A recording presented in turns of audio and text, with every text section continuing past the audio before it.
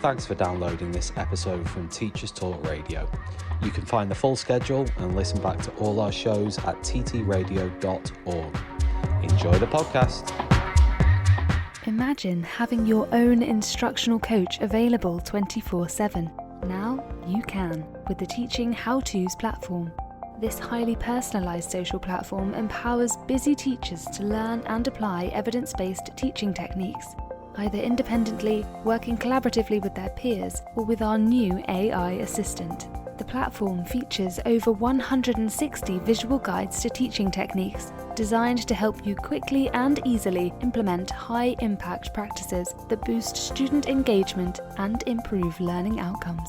Join over 200 institutions worldwide that are elevating their teaching practices with the How-To app. No gurus, just practical support anytime you need it. Interested in finding out more? Visit teachinghowtos.com and register for our next webinar. Empowering education with Easy4U, where innovation meets accessibility. Our subscription-based offering not only equips schools with cutting-edge devices, but revolutionizes the learning experience by eliminating financial barriers, streamlining support, and embracing technology.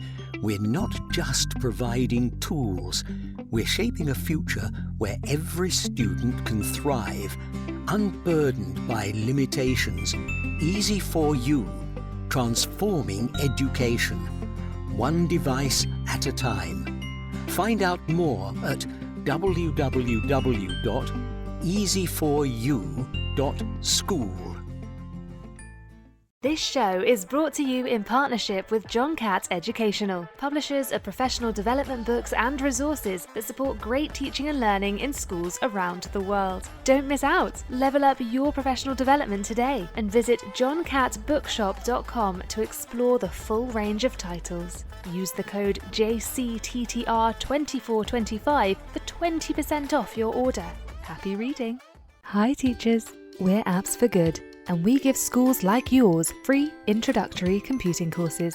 Our courses are for everyone, including those who aren't computing teachers, and they're fully equipped with resources mapped to the UK computing curriculum. Independent learning is central to our courses. Your students will develop essential and digital skills by working in teams to create prototype apps for good. We'll even connect you with industry volunteers to give real-world feedback. Let's empower every young person you teach to shape their future with technology.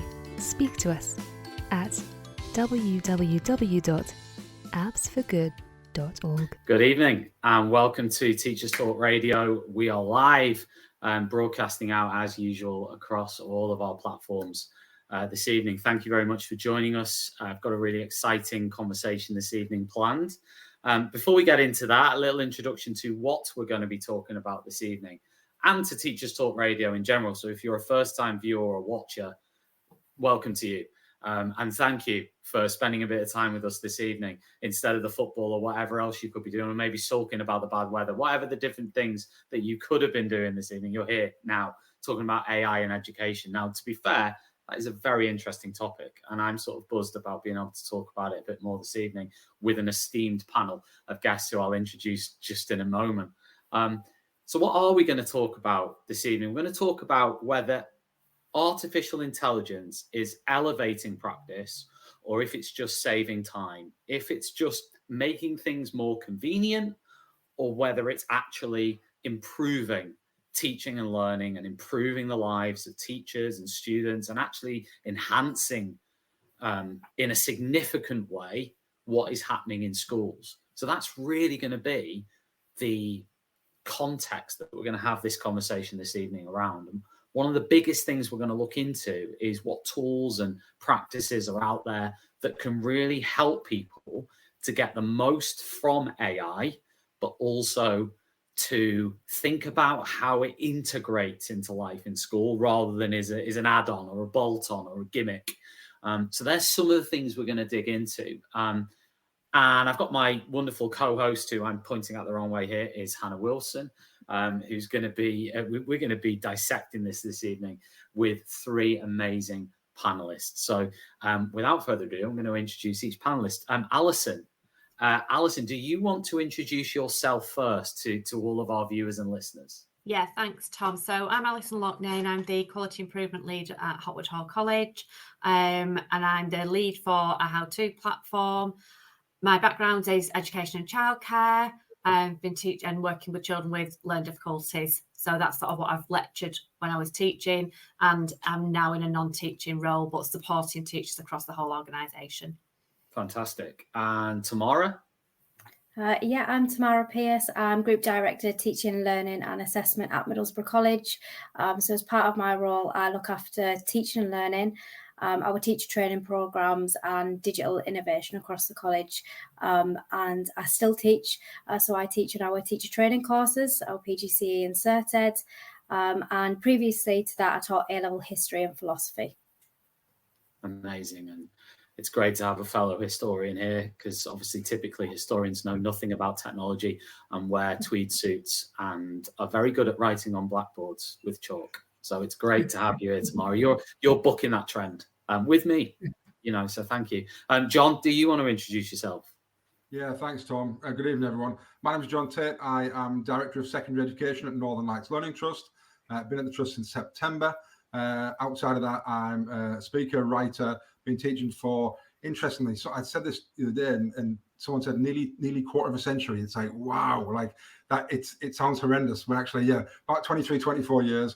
Was a PE teacher. That's kind of how I came into teaching. Don't teach any classes anymore, but when people say, do you miss teaching? I still feel I'm a teacher. I'm just working with head teachers, senior leaders, coaching teachers, and still making people better versions of themselves. They're just not 11 years old and handing homework in or forgetting their swimming kit or that kind of stuff. So yeah, a different kind of role over the last few years. Probably Slightly more pliable as well on the whole than a class of year sevens, John, I'd imagine. Although maybe not. Yeah, I mean, the first time we met, John, I was the most ill I've ever been in my life. Just getting COVID, not that I knew it at the time, but I probably didn't make the best impression because I felt like I was going to die. At Bet Show. It was at Bet Show, wasn't it? I think it was. I was just coming down with something, and I was like, I really don't feel well. But anyway, it's great to have you all with us. I thought it would be nice to start off with just a general little chit chat about AI, really. It'd be nice, and feel free to jump in, all of you. But what do you think the best and worst things about AI have been? Because we've seen this massive explosion in the last year, let's say, maybe 18 months, something like that. It's just starting to really come into school strong now. So what do you think are the best and worst things you've seen with regards to AI in education so far? I'm opening that up to anybody.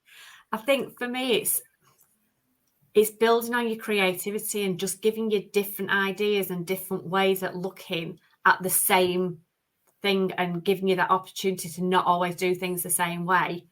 And it's, in the click of a button with a couple of quick prompts, you've got a really nice different way of doing something and getting it across to your audience in a different way. And the worst? Oh, go on, John. Are you going to go with the best again? Yeah, well, it's interesting. In your intro, you kind of said we were going to talk about whether or not it just saves time or whether it's elevates teaching. And I think actually, if we can save time and we can give time back to teachers, they can repurpose that time by doing other things, by creating other resources or putting more time into this, or even just actually having some downtime to go and have some hobbies away from the job to then come back re-energized into the job the next day. So actually, by saving time, we can actually elevate teaching in the same way. So I think it does save a lot of time, but it also, as Alison said, it really taps into your creativity side and be able to, come up with lots of other different ideas in a click of a button that are very, very quick. And I think sometimes the bad side of it, if I flip to the bad side, is that people think that it's just a robot and it's actually a copy and paste job. Well, actually, it might start giving you an answer, and then actually you then start to tweak it, change it, add something to it, but it gives you that starting point that you might not have had initially. So I think that's really, really useful from that point of view, rather than just seeing it as whatever it gives me, I'm going to use. Well, actually, it's a starting point like anything else, isn't it? Chris has said, thank you for joining us, Chris. If exercise books can be used as an extension of the working memory, then AI is another branch of creativity that will be harnessed for the betterment of us all. It still requires a human hand, however. Do you know what? I thought I was reading 1984 then for a minute, Chris. Great comment. And you're absolutely, it needs to be harnessed for the betterment of humanity. Yeah, no, you're absolutely right. It's got a huge amount of potential and power. Has anybody got any bad things to share? I feel like we just. I feel like I'll share some bad things then. I think that, and we'll come on to this later. I think when we talk about the dangers and the quality assurance involved, because this evening we've got a massive sort of opportunity to explore, particularly the Teaching How-Tos platform, when it comes to not only the way they develop staff, but also the AI assistant that they have present within their development software and within their sphere of opportunities they offer to schools.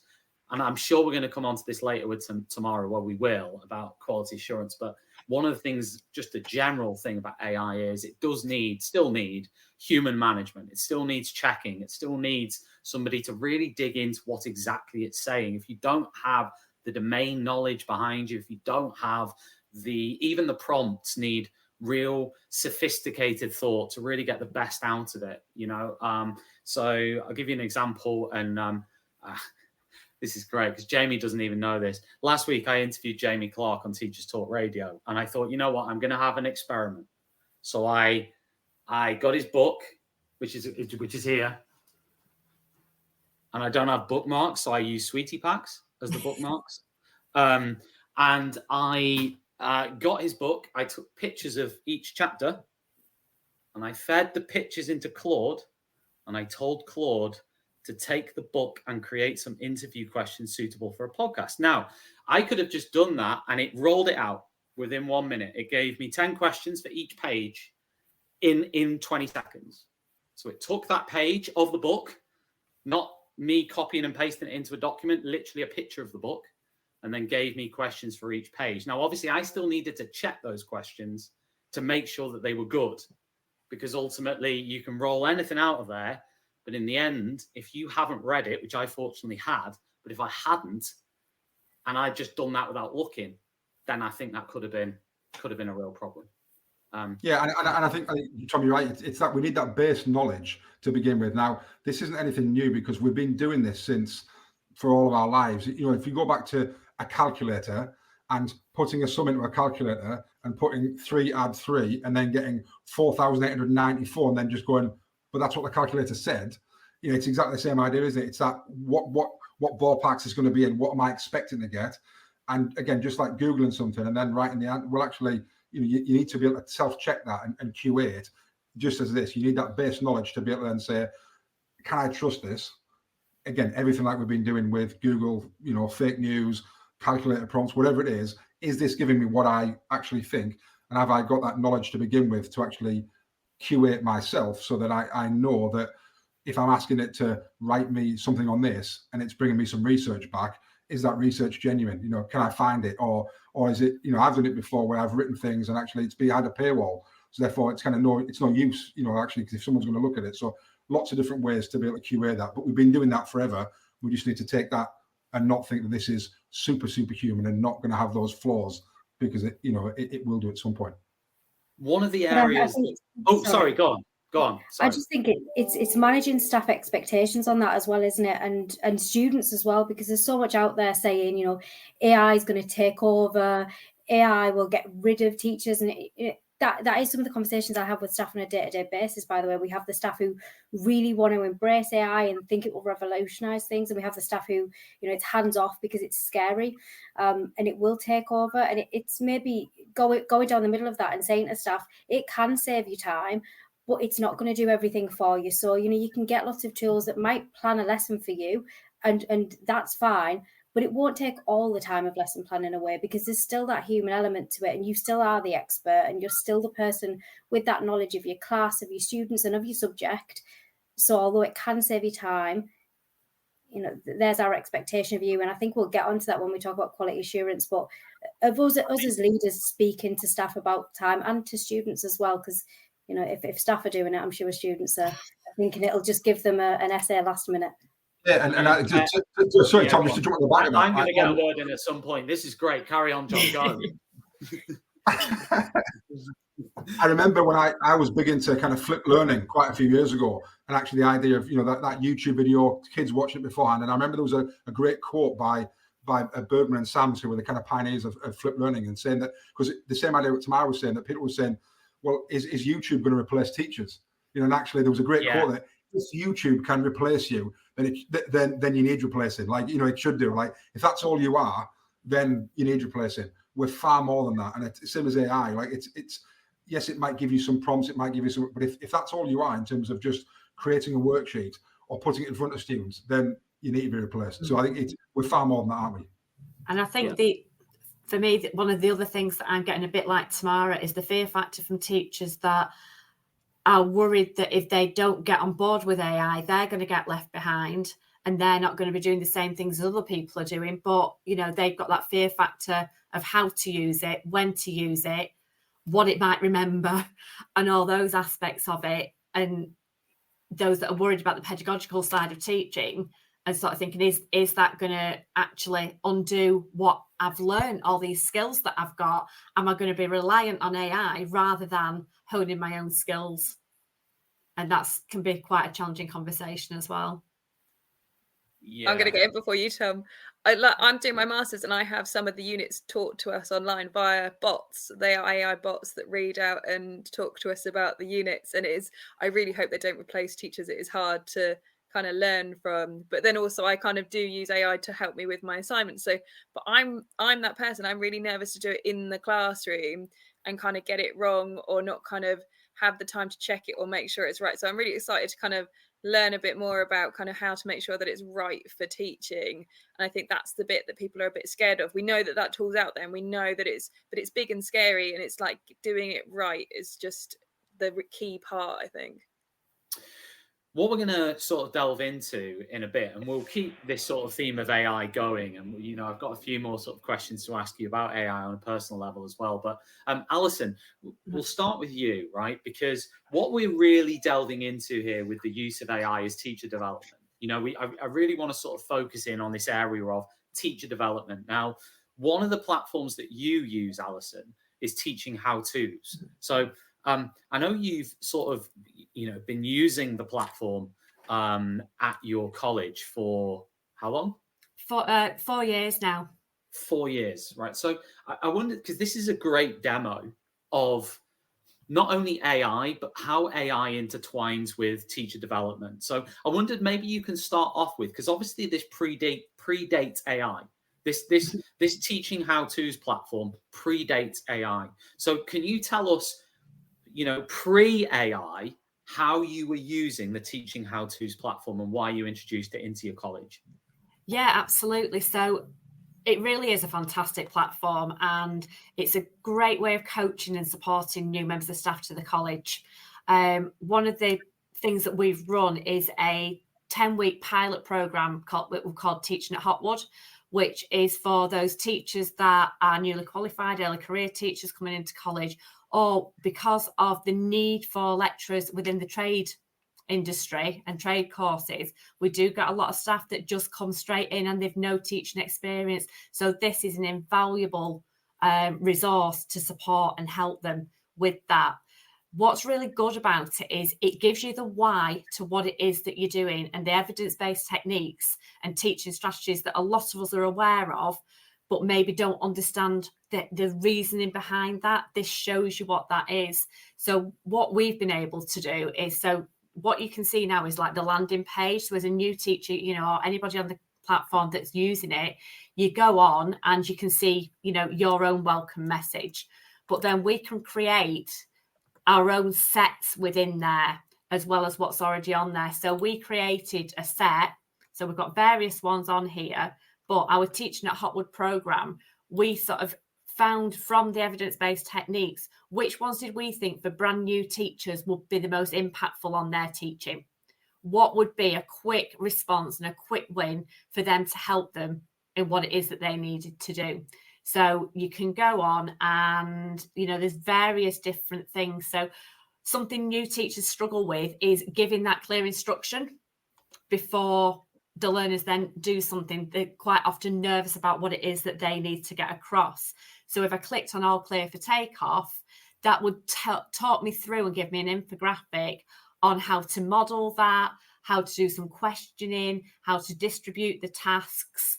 And it just gives you a really nice infographic, visual, quick 2-minute read of how to do that. Then you can delve into it a bit further, get further information on it. And you can sort of say whether that's something, you can set your own status. So you're in control of it as a teacher, as whether you are something you consider, something you're working on, something you're embedding. So you can easily change that from where you're up to. What's really nice about it is you can leave notes and you can actually have conversations with people across the platform. Yeah, I've seen that feature. It's a really nice feature. So I can go into the notes, I can write a note and I can share it, keep it private, share it with a colleague, share it with the whole college or even the networks. So Tamara, who's on here, you know, we're linked across the platform, so we could share notes across colleges from one end of the country to the other. But then I can go on and I can read how other teachers are using it. And I might not be confident as a new teacher to have those conversations. But on here, I've got that information at the click of a button really, really quickly. I think one of the key things, sorry to interrupt, Alison, no, it's okay. One of the key things as well that you were saying earlier is you've got a lot of new teachers, haven't you? You've got a lot of teachers who don't have any experience. So presumably 4 years ago when you adopted this, and by the way, just for everyone watching, and thank you very much to Sagar, who was on TTR a few weeks ago, Michelle, Chris, everybody else who's posted comments. We will come back to them in a bit, but one of the things I was sort of getting at there is you've introduced this in 4 years ago. You've introduced it as an engine for teacher development, and what it contains, and I'm paraphrasing here what you've said, is it contains a whole plethora of it's not just about infographic. It's about a whole package of things that can help a teacher to develop themselves, but also for other people to work with them to develop. Yeah. And my question was more around, you've got a lot of teachers without any teaching experience coming in. So I'm presuming it's quite crucial for you in that respect. Yeah, it absolutely is. You know, it gives us the opportunity to be, you know, we're a dual campus college. We've got 250 plus teaching staff, you know, and when we're getting, you know, we might have 30 new staff start in August, you know, and with a small team of support, we can't get to everybody at every minute when they need it. So this allows us to send those a nudge with a technique. So if it's behavior management, you know, again, that's something that is crucial for new members of staff.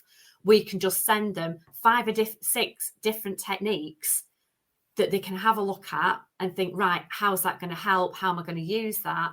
And then now that they've developed the AI assistant, we might actually be able to ask those specific questions within that. And it's going to give us ideas and give that new member of staff different ways that they can do it within, and they can contextualize that to what it is they're teaching and what their subject matter is, which is very different to what they can do on other platforms. So we can see on screen now how, you know, you use one of these sorts of, you know, if you like, what would you even call that? A sort of a infographic or the infographic. Yeah, of one of, and I know there are various techniques contained within there. They all base level techniques. They're all evidence informed, aren't they? They're all wrapped around sort of evidence informed techniques. Yeah. But I mean, are they a mixture? Do they go up in difficulty? Is it got everything in there? Has it got everything you want? It's got, so if we go to the standard collections here, it goes through different things. So you've got your introduction, but then there's a raft of different barriers to progress. So things that might be a challenge for you in your teaching. So you can go into that and think, you know what, something that I'm struggling is getting my learners to convert things into the long-term memory. That's crucial with exams now, you know, which are links again to AI, that we're going much more to that type of assessment because it's, you know, it's more valid and we're not worrying about the use of AI for plagiarism, that you can go on to there and it'll give you a raft of different techniques that you can use that as an experienced teacher, you might use some of the more complicated ones, but as a new teacher, you can find something that you sort of think, you know what, I get that. I can see how I can use that. I'm going to give it a go.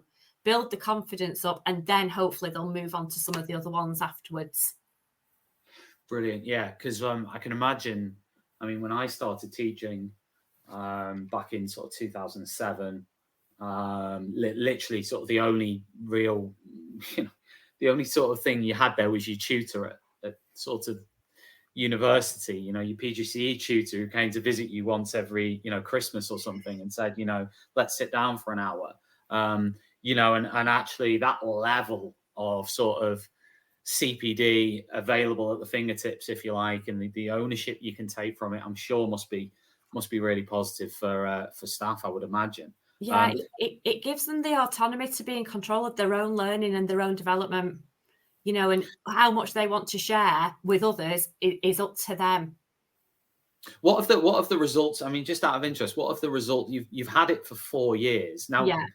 Obviously, we're looking at the How-Tos platform. We're going to talk about some of the ways that it's unique. There's lots of sorts of tools out there, but How-Tos has a lot of elements that they see as quite unique. We're going to look at the AI assistant as well in a bit, in more detail. But I wondered, Alison, what have the results been for you after 4 years of using it? It has had a huge impact. We've seen real growth and development in the quality of teaching and learning across the college.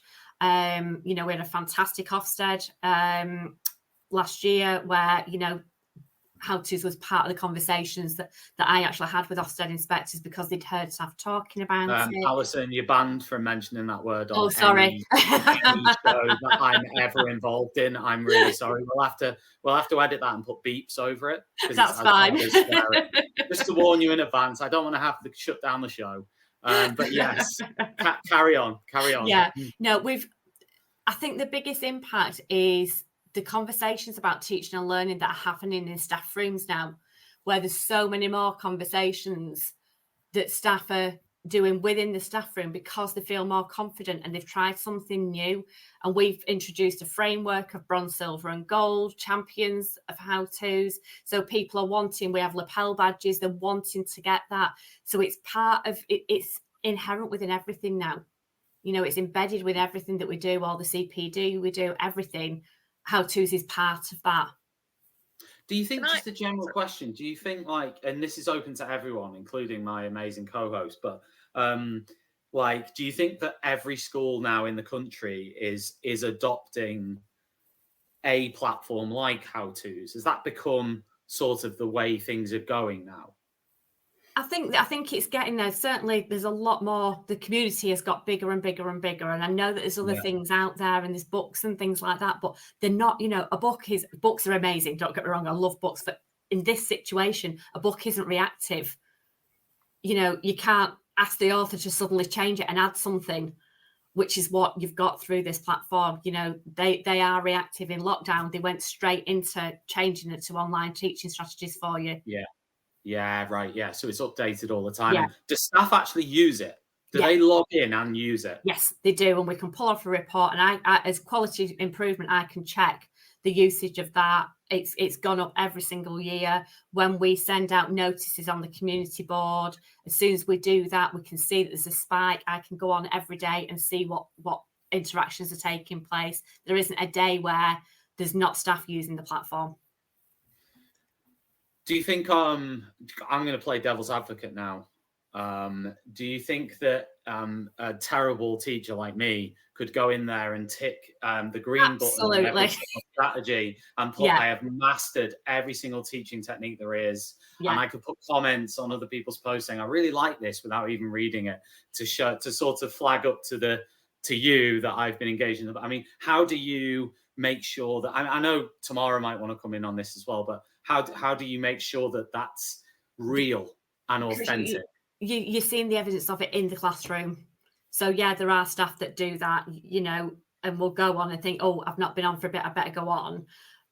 But then you're seeing the evidence in the classroom of those teachers. The teachers that are using it and accessing it are the ones that we're seeing improvement in their development, in their results, in their engagement from the learners, in their attendance from their learners.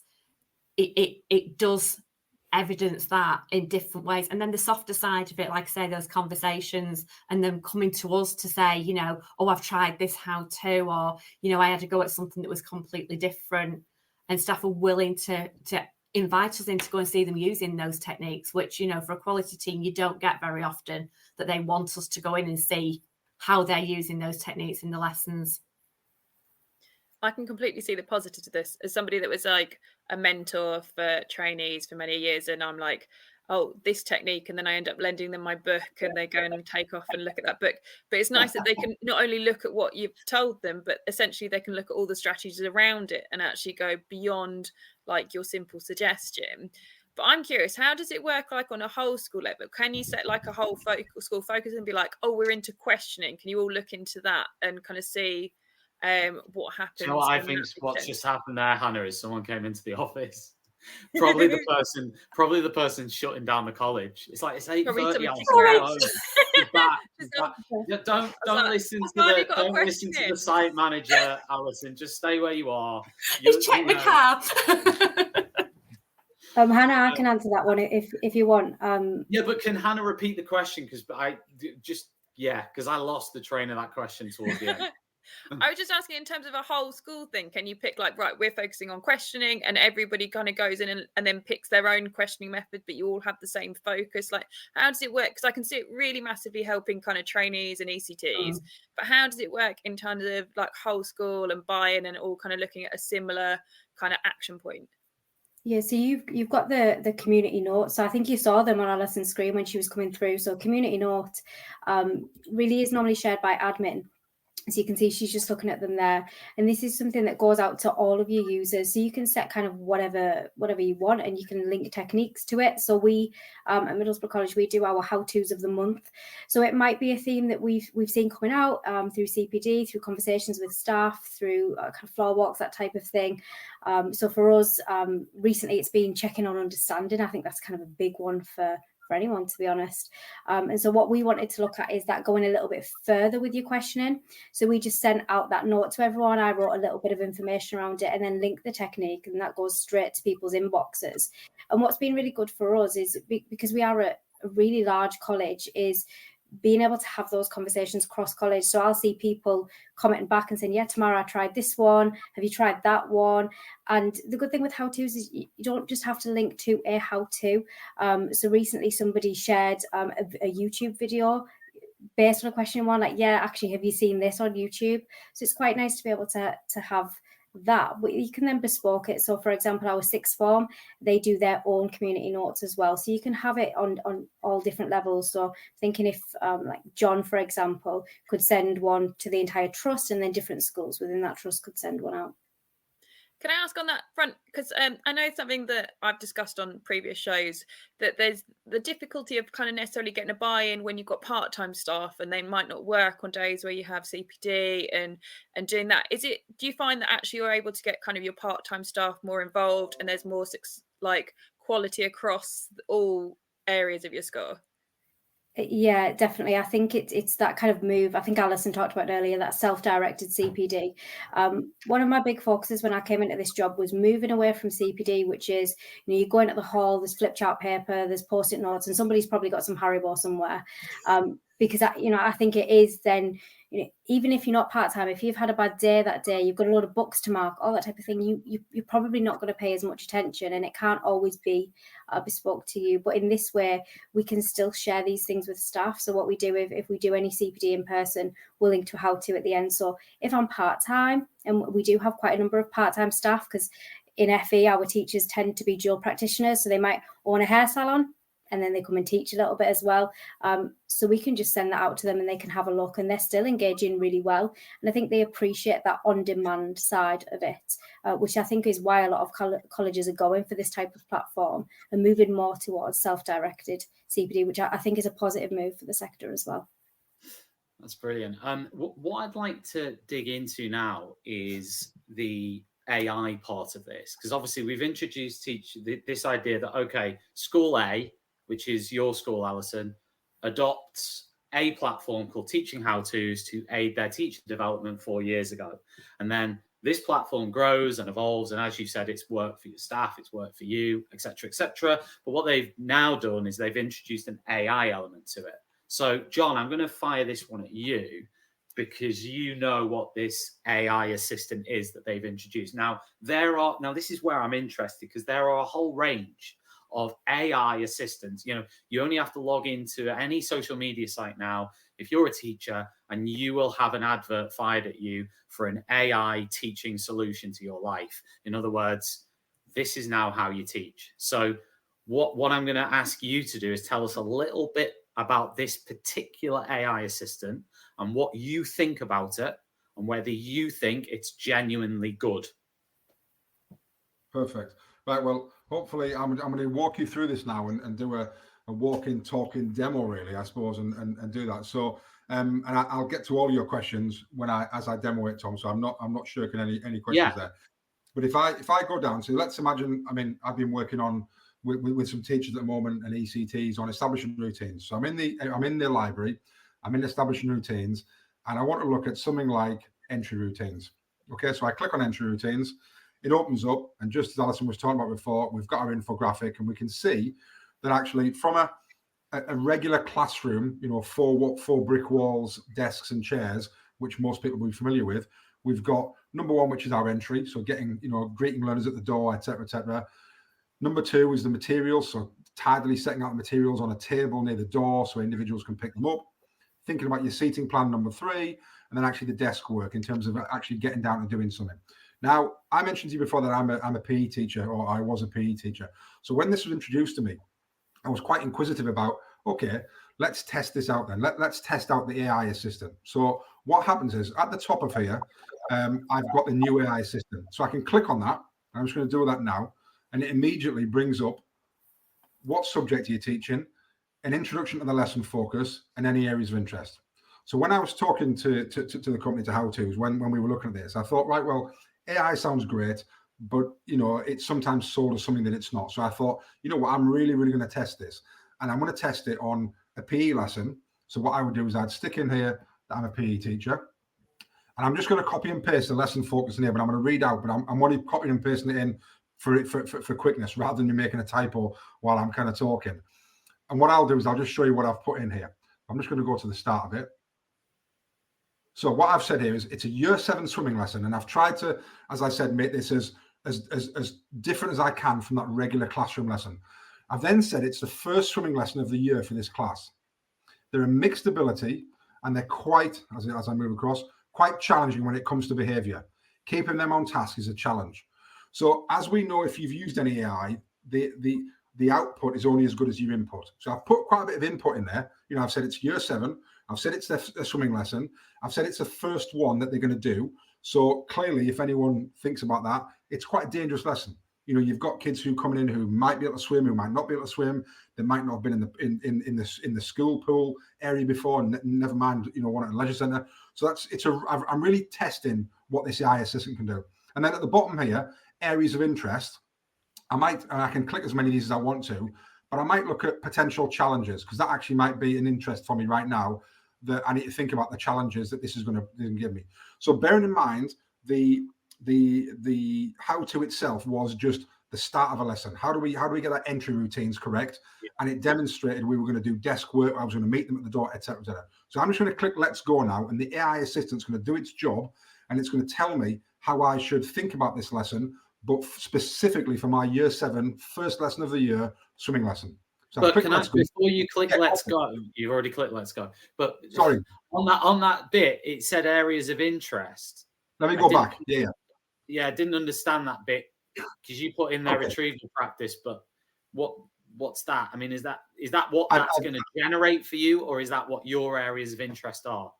It's just there's a series of drop downs here, so I can look at special needs, I can look at stretch and challenge. It's all different areas that it gives me some other interesting information, which I'll show you in a minute, on what I need to think about as well. Yeah, because I'm not going to click EdTech because I'm in the pool. Yeah, you know, so that's not necessarily going to be but it might be if I'm somewhere else. Yeah, so I'm clicking potential challenges. I'm clicking Let's Go, and you'll see the speed of this. So very, very quickly, like it's into it already. Like boom. I'm not having to wait around a few minutes or even seconds. So what it's saying is, Entry routines is an effective technique. Yes, we know that. Okay, that's giving me a bit of a summary. Now, it's already given me the 4 areas I mentioned before that were on the infographic. So the entry, the materials, the seat, and the desk work. But actually, we're now looking at, in the entry, in the swimming lesson, have students line up outside the pool area and greet them one by one as they enter. Review expectations immediately, such as walking carefully around the pool area. Direct them to the designated areas and place their belongings before moving to the designated spot for the introduction. So it's really, really making it bespoke about the pool side. It then talks about materials. So it says, for swimming lessons, position swimming equipment like kickboards, goggles, etc. at a central point, like a poolside table, and instruct students to collect them in an orderly manner as they come in. This helps reduce confusion and sets a standard procedure from the first lesson. So again, it's talking about the first lesson. It's making it really bespoke about swimming. It knows that they're year 7, etc., etc. If I then go down to the bottom, I won't go through. Well, in fact, let me look at the desk work and the seating, actually, because it is very different to a normal lesson. So for pool-based activities, assign specific stations or areas around the pool for different ability groups. Rotate these stations regularly. Make sure students are aware they must go to their assigned zone quietly and quickly. In the pool setting for desk work, start with brief and engaging warm-up on the pool side or at the shallow end, such as light stretches followed by a recap of swimming safety rules and pool etiquette. So it's really, really good, and it's making it really clear. The applications then, we can then start to look at, so it's given me some ideas to think about. Introduction of swimming safety rules, because it knows it's the first lesson. Demonstration of different swimming strokes, fun swimming drills. So it's really, really making this quite clear, and I'll demonstrate in a different subject in a minute. And the potential challenges that I said that I clicked the drop down. I'm just going to read this very quickly so people don't have to kind of zoom in with their eyes. One primary challenge a teacher may face when implementing routines in a year 7 swimming lesson is the unique environment of the swimming pool compared to a traditional classroom. The logistics of managing materials, seating, and entry in a poolside setting can be complicated, especially given the physical safety considerations needed. Additionally, managing discipline, because I'd said that they were quite sometimes difficult to challenging, and keeping a mixed ability, behaviorally challenging students on task, may require extra vigilance and creative approaches. Lastly, the aquatic environment limits certain aspects of techniques, such as desk work, which would need an alternative approach. So it's making it really, really bespoke to me, which is great. If I just go back to the routine itself, and if I just click on this again, I'm just going to now copy and paste something very, very different. So I'm now just going to copy and paste it from my notes. What I'm now going to say is it's still a PE lesson, but this time it's a year 10, and I'll show you what I've written here. It's now a year 10 GCSE swimming lesson. It's the final swimming lesson of the block. The group have been swimming for the last 6 lessons, and the class are very competent swimmers. So we've got a very, very different scenario, even though it's still in the same location. Okay, I'm just going to click Let's Go, and I won't spend too much time on this, but I just want to demonstrate the difference that it's not going to bring back. Hang on a second, there's an error there. Let me just click something here, see if this. Let me just refresh this a second. Technology is potentially letting us down here. Let me try this again.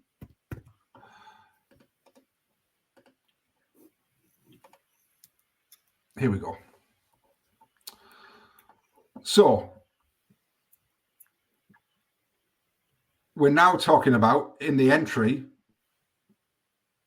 If I just look at the differences, you could direct them immediately to light warm-up activities like a few lengths of freestyle to get them focused and ready to swim. So very different to that year 7 lesson that was the first lesson of the year. Students can collect what they need promptly as they come in, minimizing downtime. You can assign lanes based on the focus of the lesson, such as having advanced swimmers in one lane working on specific techniques, while others focus on endurance in another. So it's very, very different based on the fact that I've given it a different scenario. And lastly, before I come back to your any questions, Tom, I'm just going to change the scenario completely, just away from swimming. And I'm just going to copy and paste one that says I've got a year 11 class who are only 3 weeks away from their GCSE exam. We're working on recall and retrieving key knowledge that may have come up on the upcoming exam, and students have been a little bit stressed about remembering key information. So I'm just going to put, let's say history, because I know that's your subject, Tom. I'll put history, year 11 class, 3 weeks away from their exam. It's the same how-to, so it's entry routines. I click on Let's Go. And hang on a second, let me just refresh that rather than...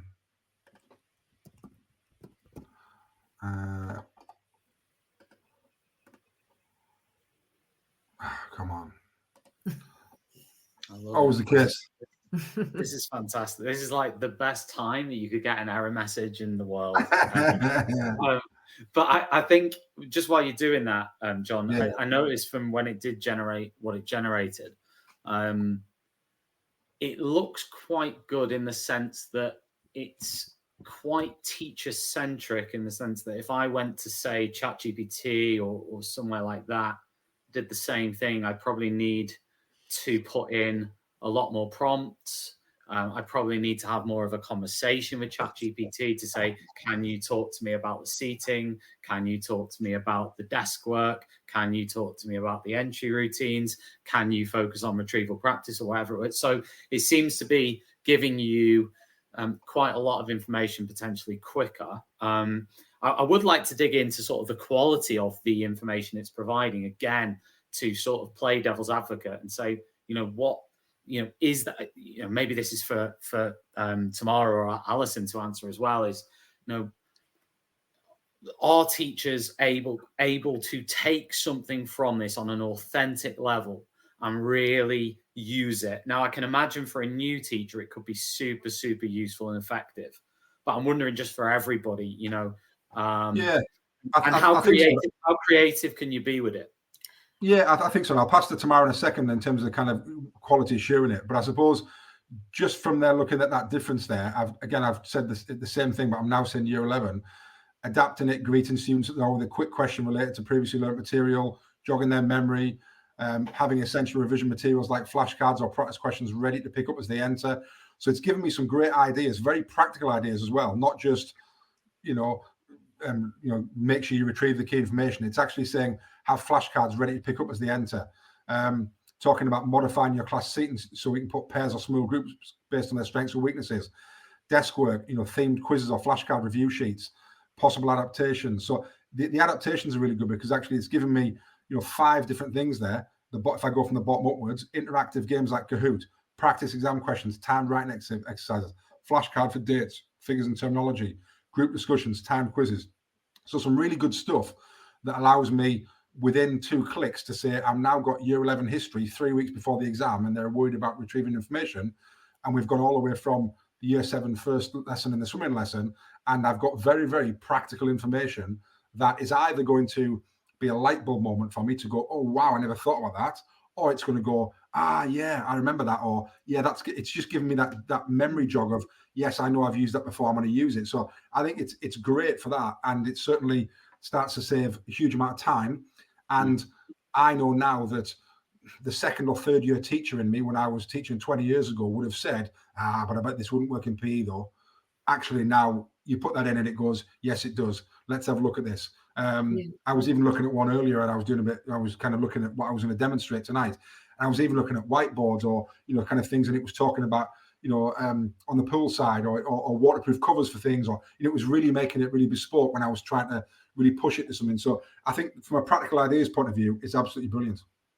I think one thing that we've tried to do is within, I mentioned before about our trades department. So plumbing lecturers, a lot of their teaching is done in a practical environment. And trying to get sometimes that pedagogy, even with very experienced teachers within that session, they see sometimes that the practical session is the practical and the theory session is the theory, and don't always see the correlation between the 2 aspects of it. And that's a big piece of work that we've been doing. And the AI assistant has been amazing in that. We gave feedback to teaching how-tos about, what could we have an environmental aspect to the AI. So now we can put in, just like John's shown in the swimming pool, we can ask it to use a technique in a plumbing workshop on cold water systems. I'm not a plumber, but I've been in a lot of plumbing lessons. And it will give them actual teaching techniques to do in that practical workshop that you've still got to do the sense check of, but it's harnessing that creativity, giving them ideas. And once they've had a go at it once, then it's like, oh, I've tried that. I really like what it came up with. I'm going to look at a different how-to and then go to the generator and then see what it brings me. So it's helping. In the same vein of being like an art and a catering teacher, is there? Can you ask it to add in kind of safety precautions and point you to safety kind of sheets that you can add risk assessments and things, because quite often it's like, oh, I plan a lesson, but then maybe I've forgotten one of them, and it's like kind of thinking that extra kind of mental load of having to think of every risk assessment for every lesson. Can you add, like, refine it and put that word in? I guess I suppose it came up on the swimming one. It's quite similar. Yeah, Hannah, I think I mentioned it earlier, is that it's, as we know with anything, it's the quality of the input. So if you're actually, I mean, I'd said, year 7 first lesson. So if you're then saying, I have a year 10 history, I want to, or you're putting in that you want something on this. So the more you put in there, the more bespoke it's going to be in terms of what it generates for you. So it's all about the input. Now, clearly, if you just say, I'm a geography teacher, and someone next to you says, I'm a history teacher, you're probably not going to get a huge amount of difference back, because actually they're very similar subjects in terms of, a classroom-based, students sat down, you're not giving it that much kind of difference. But as soon as you start to add in year group, it's the 3rd lesson out of 6, or it's a week before this, or it's or straight after the summer, or, I want to focus on this, or I really want to, you're then really making it work, and you're making it work for you. So like anything in AI, if your prompt is poor, the output is probably going to be, bang average. So at best, so it's all about, what I would advise anybody, and this is not just about how-tos, but work on making your prompts as good as they can be, and being very descriptive, and really not just saying, oh, wow, I've told you I'm a PE teacher. Go into, the year group, how many kids you've got, like really, and then the more you put in, the more you get out of it. So I think that it's just a case of making sure you're really clear with what you want it to do and what you want it to give you. No, brilliant. I want to go to Tamara next, and I wanted to ask you, Tamara, based on what we've seen so far, how critical do you think it is to organizations that the use of AI is part of a teaching and learning framework? Now, Sagar actually asked a little bit earlier, he said, how would you all approach use and misuse of AI for staff and students, policies and AI framework, which is sort of similar to the question I'm asking about, sort of how is AI part of a teaching and learning framework for you? Yeah, so I'll kind of start with the teaching and learning side of it, and then maybe go a little bit more onto, I suppose, how we've rolled it out, and that'll link to our policy on it. So I think that particularly for further education, we've been on a kind of a real journey recently into this whole idea of evidence-informed practice. And I think that it's certainly been the past few years in further education, that conversation around pedagogy, as Alison alluded to, we've got a lot of people who come in from industry. They are experts within their industry. You put them in front of a class for the first time and you start talking to them about pedagogy. It's not always the easiest conversation to have. And I think it's a brilliant move to really professionalise the FE sector and professionalise teaching and really uphold the standards, I suppose, if you are a teacher and you are expected to know how to teach and be passionate about how to teach as well. At the same time, we've got to look at the fact that we're in a teacher retention crisis.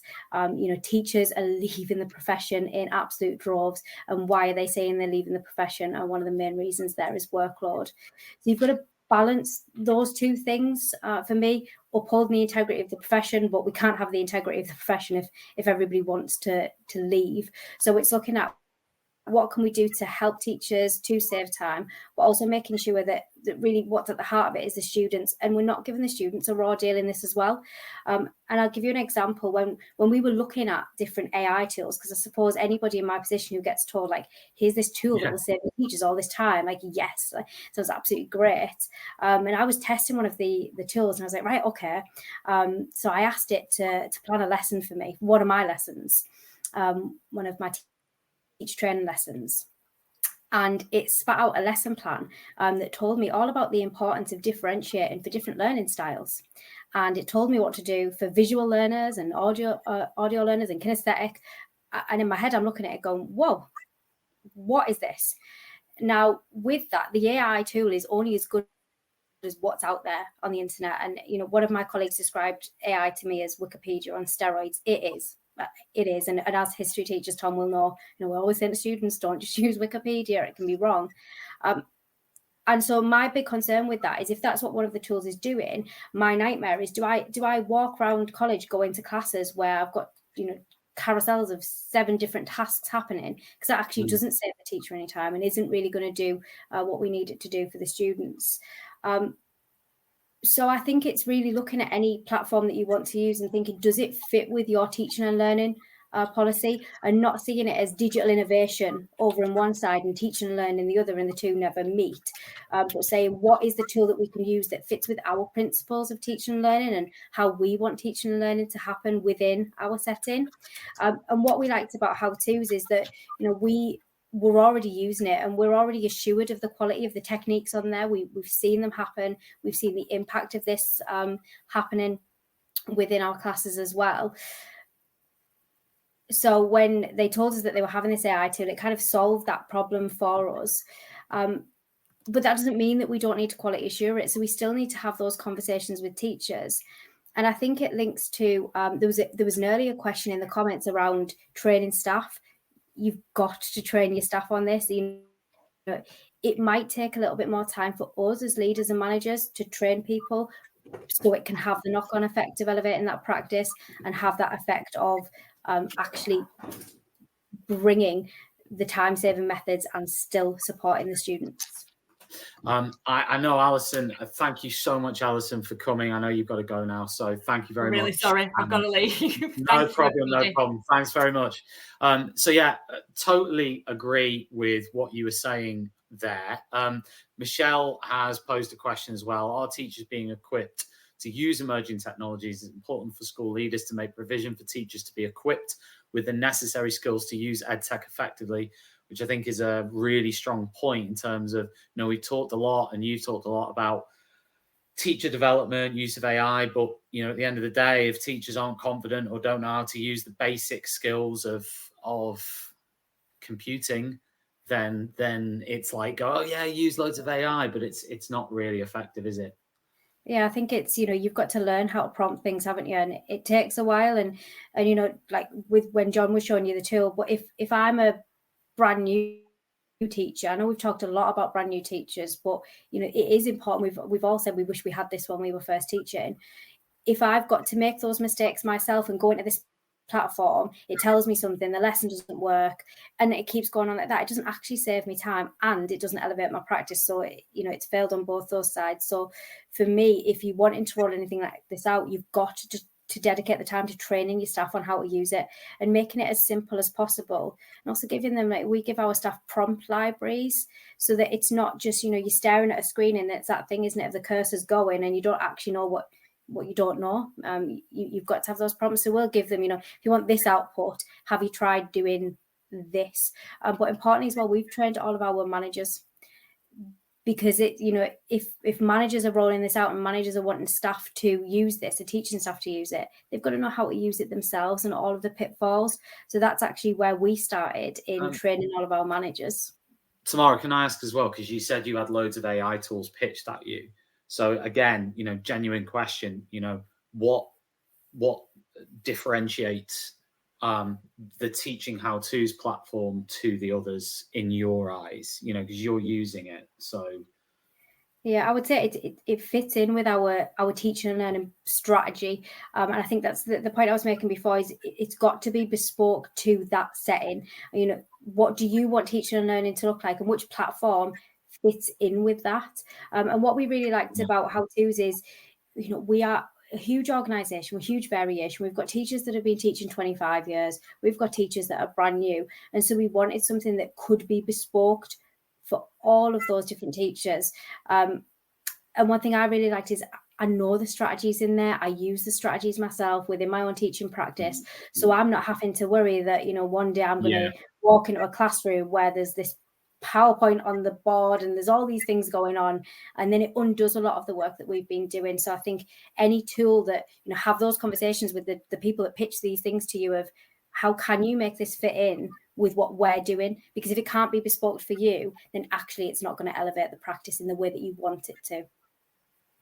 And in that respect, is there a lot of support for you, like once you've started the package? Are there ways of getting in contact, and if things go, if you're not sure, or like kind of enhancing once, because that's the thing I find with these things, you kind of get introduced to it, you get the hang of it at the start and you're like, okay, like I'm good with this, and then kind of the support goes when you actually want to learn about it and get more into it once you've mastered the basics and really get the proper quality out of something, but then that support's not there. Have you found that it's been really able to kind of really get the most out of it? Yeah, I mean, the team are fantastic. So we have monthly calls with their director of partnership where he'll support you.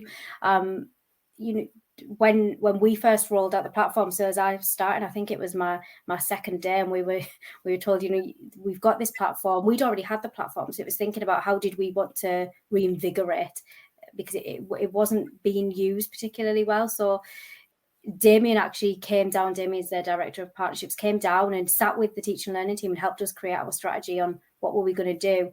And since then, you know, it's those monthly calls to say, how are things going? Maybe, you know, taking something from other people, you know, Alison's doing this. Have you thought about that? And we actually have Leeds events as well. I think the next one, John, you might be able to help me on this. Is it next week, the face-to-face Leeds event?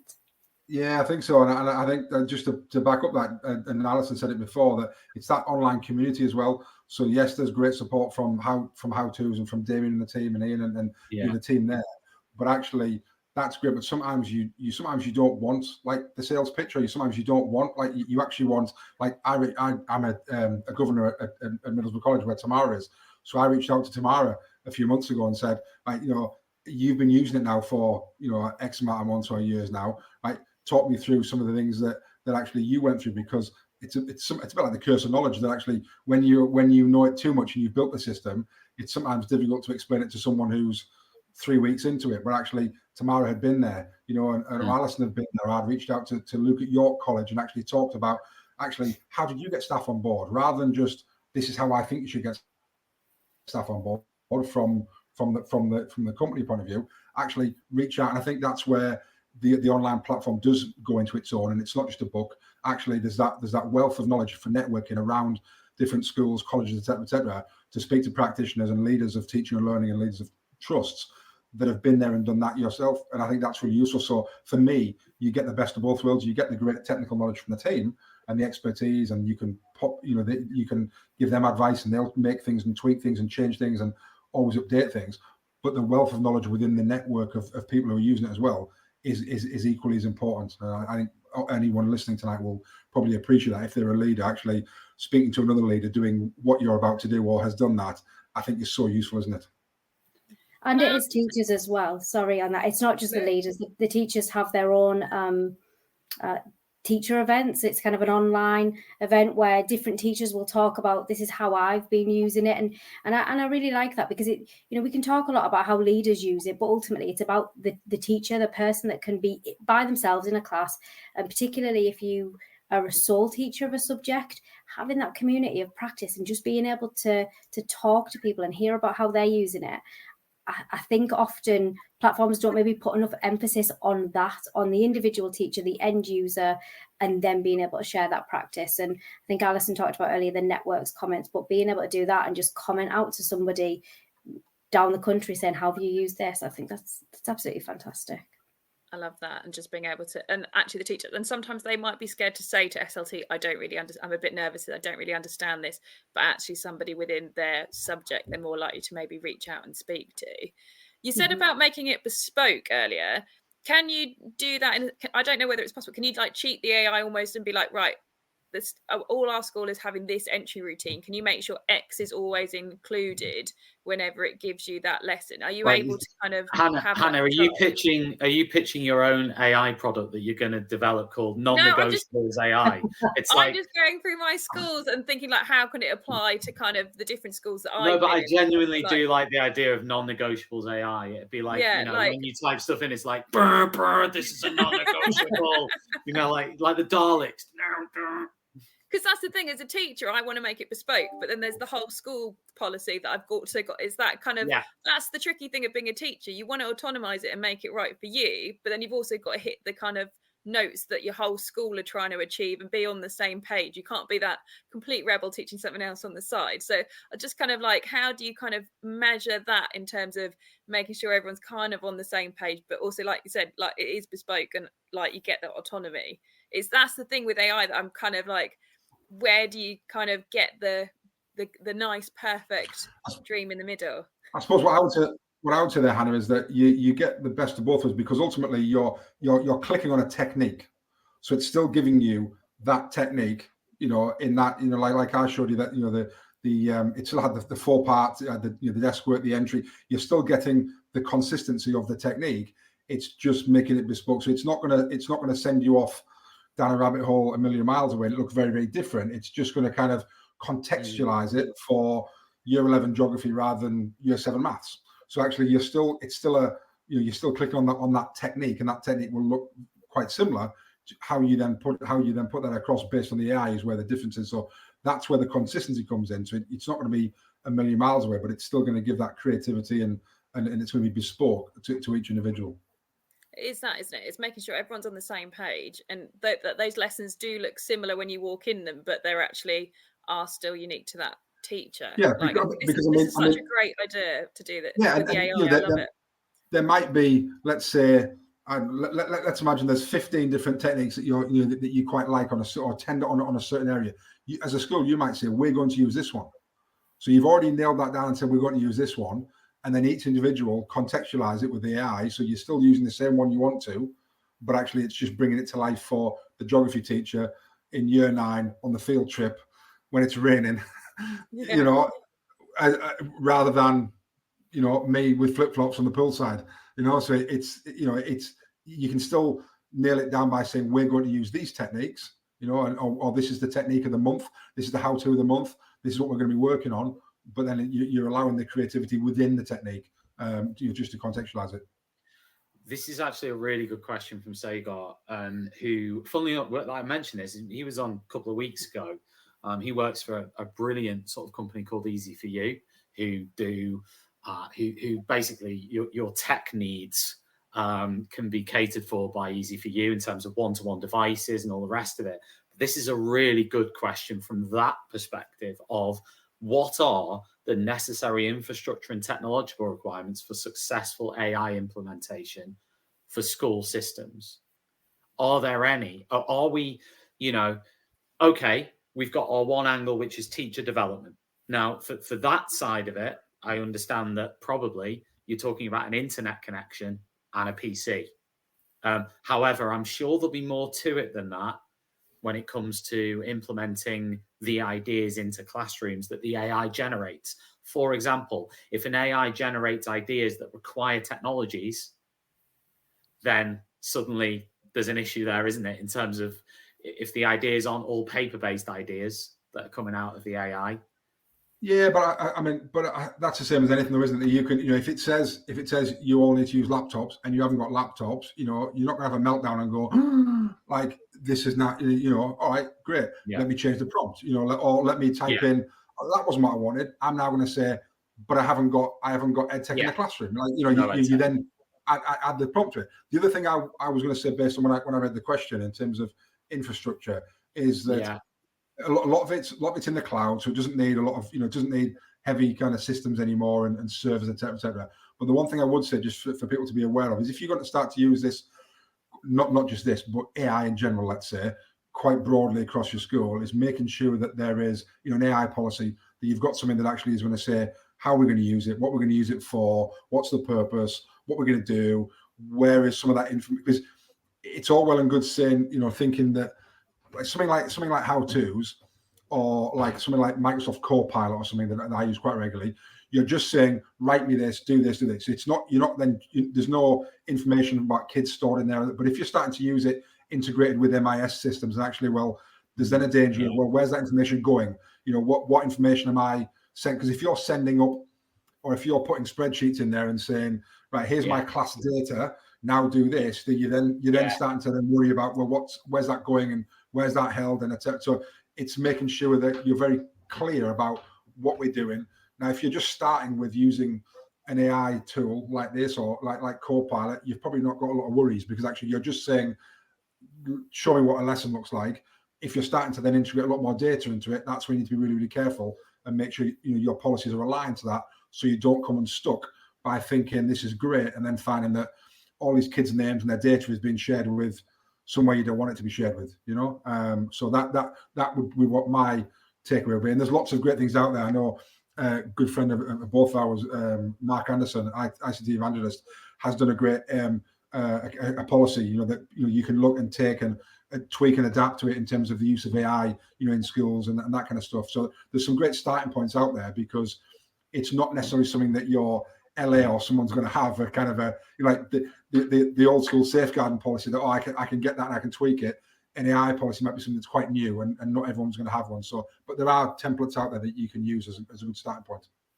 Yeah, and I think any AI policy, it's got to be flexible as well, hasn't it? I mean, we created our AI policy, and by the time you create it, it's out of date, because AI is, it's constantly changing. And I think when we first created our AI policy, one of my big kind of flashing lights was this idea of marking. And I remember seeing, people talking about, how much time is this going to save with marking? But the only thing that I was worrying about is, as somebody who marks history essays, like, yeah, wouldn't it be beautiful to never have to mark an essay again? But your number one worry is that's the student's individual work. Are we scanning individual work into something? ChatGPT actually tells you that it will take that data and it will use it to get better. So if we're putting students' work, the confidentiality of that, but two, there is a part of it, if we think about kind of adaptive teaching, that I've got to know my students, and part of me knowing them is me reading their work and understanding. That whole data confidentiality thing kind of then changed with ideas coming out from JISC around, how do we use it for marking? So I think it's having that policy that, we call it freedom within a framework, that it provides a framework in which people can work, but never try and provide every single answer to every single scenario, because then you're just going to tie yourself up in knots, and it's not going to answer everything. There'll be a scenario that somebody comes out with that you didn't even think of in terms of that AI policy, but making sure your staff know it, making sure your students know it, and again, making sure your managers know it as well. They're not encouraging something that actually isn't going to be an ethical use of AI. Mm-hmm. No, absolutely.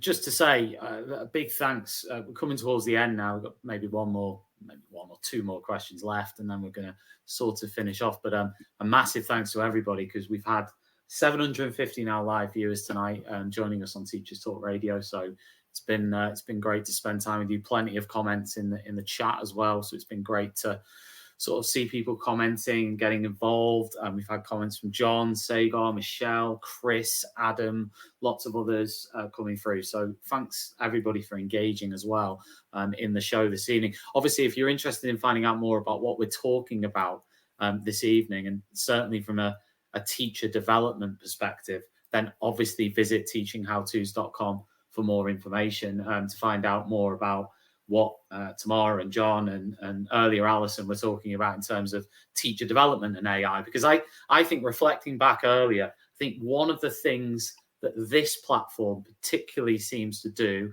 is tie in authentic teacher development with an AI assistant, whereas in many other cases it would just be the AI assistant. There may be some nice parts to it, but it is fundamentally just, here's AI for teacher development. Whereas this is saying we've got a whole package that existed before the AI assistant, which we can then use to input into the AI assistant. So I think that's maybe something a little bit more unique about this compared to maybe other AI engines, which may probably teachers are going to use a range of tools, aren't they? Like John's just said, he uses Microsoft Copilot. I use Claude, I use ChatGPT sometimes, but also if I was in this environment in a school, in your college, then I would happily sort of add that to my repertoire of things that I would use. I think that's super handy for that. Obviously, I've got a last question. Obviously, Hannah might have one too, but my last question was going to be around how well understood do you think AI is amongst the teaching leadership fraternity? Where are we at, if you like, on sort of middle leadership, senior leadership, executive leadership? Where are we at when it comes to really understanding AI? Do any of us understand AI? I do believe, unfortunately, that probably in 3 years' time we'll want to delete this, because things are just going to move on so fast and so quickly. We can't look into the future. We can only be in the now, and we can look for the best tools that we can use in the now. And I think this is an example of one of those tools. But where are we at with our understanding of AI? I think we're all at different levels, aren't we? I think that it's like with anything. If it's of interest to you, then of course you're going to look into it a lot. But I think it should be something that interests every leader in education, because this is going to become part of education. I always kind of liken it to the advent of Google. We can't separate Google from education now, because quite often, for us, if I want to find something out, I Google it. It's going to become that. The AI is inseparable from education, not taking over from it, but inseparable from it. I think that there's definitely people who want to bury their head in the sand with AI, want to pretend that it's not here, it's not developing. There's people who want to wait and see, hedge your bets. Where's it going? Because you don't want to say something and then it ends up being something completely different. And there's those that are really embracing it. So I think we're on a journey, but what I would say for those of us that are really interested, we're learning at pace. And what I mean by that is my understanding of AI changes every single day. And I'm somebody who is absolutely fascinated by what AI can do for not just for teachers, but for students and for everybody in the workplace as well. Learning at pace, it changes all of the time. But I think for education leaders, this is a challenge that we need to rise to. It's important. It's going to change education. And, 20 years from now, do we want to be looking back and saying, we tried to say that this shouldn't be a thing, and we tried to say that it was a bad thing? Because it will become that kind of thing that's a little bit laughable. And I think somebody in the comments earlier said, the AI, they want to be kind to it because of the AI revolution. And I always say that, if they rise up one day, I always want them to think that I was their friend. I mean, it's interesting, isn't it? I haven't come across any blockers yet on this. I haven't come across any doomsday merchants yet. I'm sure perhaps, I'm sure there are leaders out there who have. I don't work in a leadership position in school, and I praise Jesus for that every single day. But I don't work and I don't have to manage. So, with that in mind, are there blockers out there? Are there people saying, we need to stop this? It's bad news. I think the only bit where I would go err a bit of caution would be creativity, and thinking about creative teaching, which, has got a bit of a bad press in recent years, actually, anyway, in terms of, sort of the tap dancing and sort of all that sort of stuff. It's all very, it's moved very much away from that. But, the jazz hand stuff. But I do think there is that element of, what we don't want to do. We want to use this to help. We don't want it to replace creative thinking and innovative teaching, because that's, do you know what I mean? Yeah, I think it's, you mentioned the phrase non-negotiables earlier, and there is that concern. That's fault. She loves non-negotiables. I think it's a routine. I'm like, you just don't want AI to become this thing, where it spits out a PowerPoint, and then that PowerPoint is decided by somebody who's not necessarily teaching or not teaching that subject. It spits out a PowerPoint, and you just stand at the front and you deliver.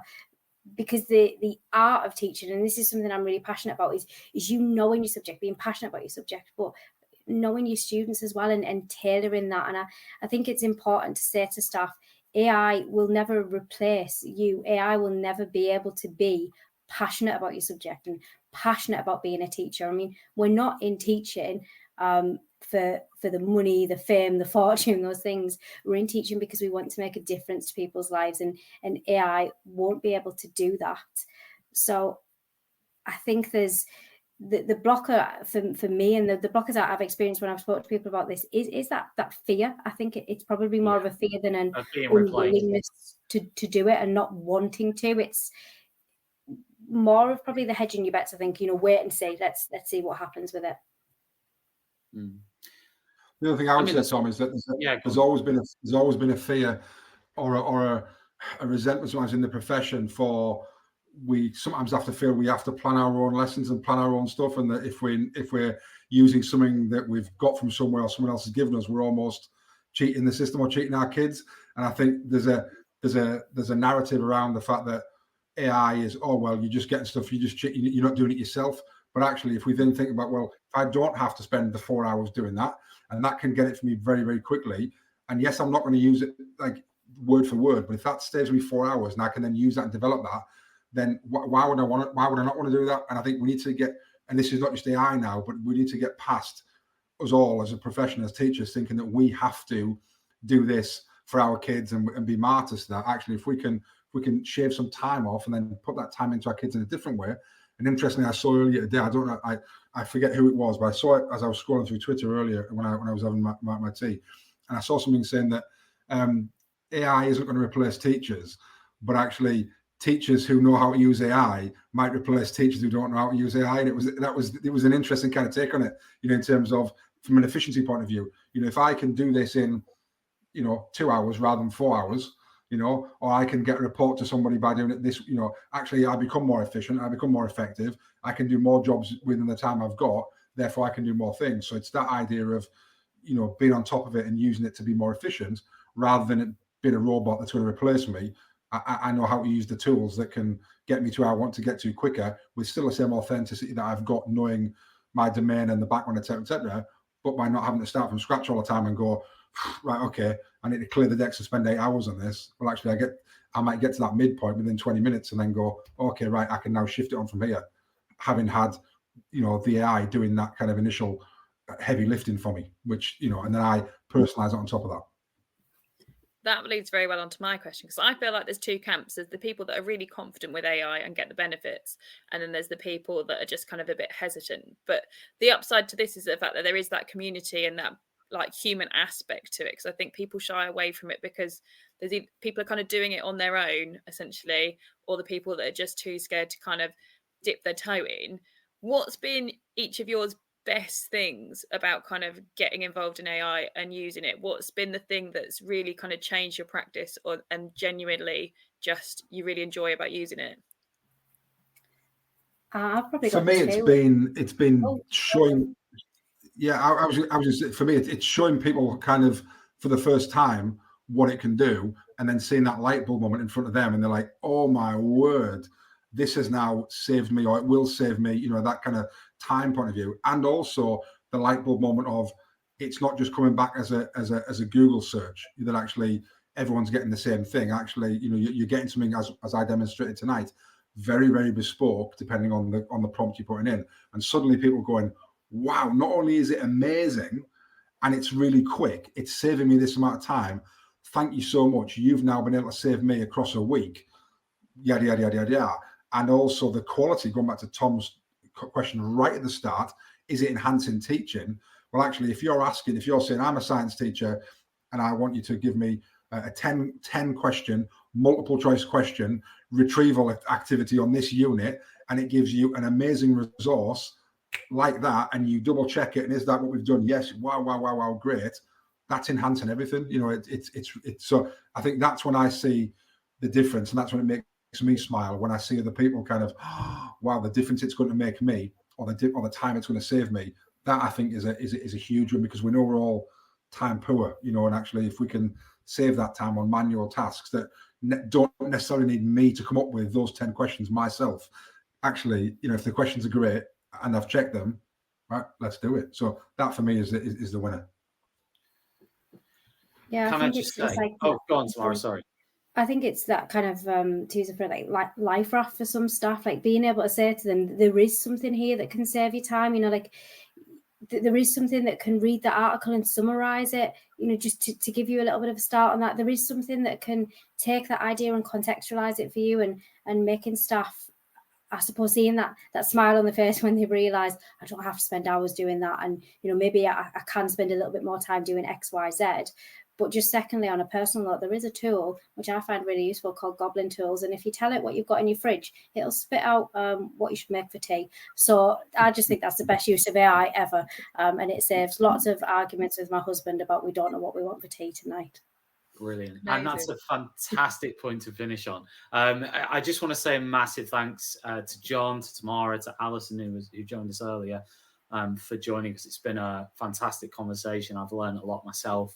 I'm sure Hannah has as well. It's been really enjoyable. So a huge thanks to to all of you for coming on the show, and of course to the supporters on the show, which is Teaching How-Tos. And I think we've seen how powerful teaching how-tos can be in a school or college in terms of teacher development, which has been really nice to see as well.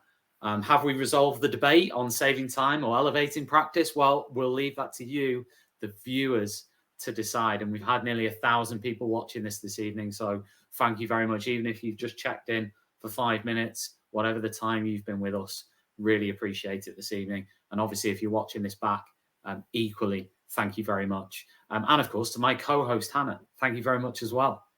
It's been always a pleasure. So just to finish off, before I go, it would be remiss of me to not just give a final mention to Teaching How-Tos and how you, our viewers, can find out a little bit more. There it is.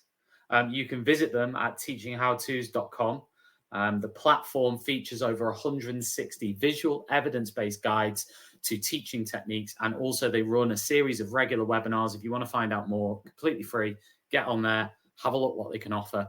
Teacher development, AI assistant. If you're looking for that whole school or college solution, then definitely check them out. Huge thanks from me for joining us this evening on TTR. It's been a busy week at TTR with about 15 or 16 shows. It's been great. We've got another number of shows tomorrow and the rest of the week to look forward to. Thank you very much for joining us, and we will see you very, very soon. You've been listening to Teachers Talk Radio. Tune in live and listen back at ttradio.org. We look forward to hearing from you next time on Teachers Talk Radio.